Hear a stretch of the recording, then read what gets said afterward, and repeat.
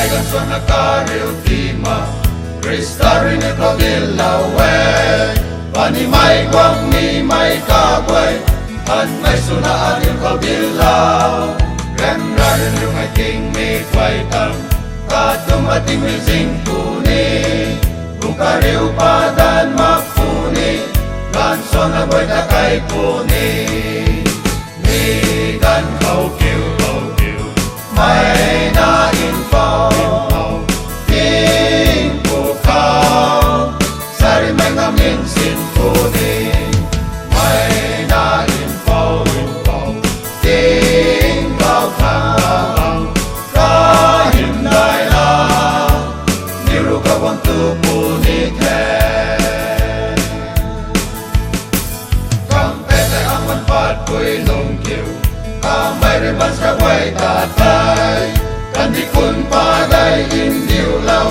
Kamay rikadalaw may gwaytay Kandikin nakatangtay ruina Kandikin nakabiyak tangtay Jay kariulaw ngampuni kay Kamlem may gankyuhay day kay Igan kaukiw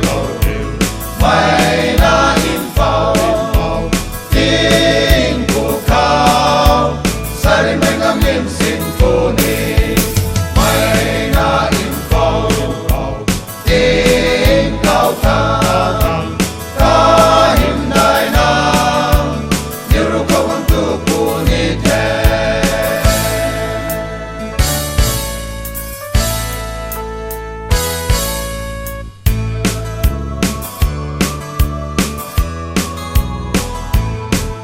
Ay posisyon tay wang ko'y lungkiw Ting bukan di hay luay puni Kakalumlaw magmay kwaytay Sari na kau pipante suli Ring amay lusyang tay kau kaytay Hallelujah tunakaw na Singkiw may puantay piulana Krista mong lukaw kay puni Nigan kau kiw May na-info Ting pukaw Sari may ngamin sinpuni May na-info Ting kautang Kahinday na Nirukaw ang tupunit Kainwang punit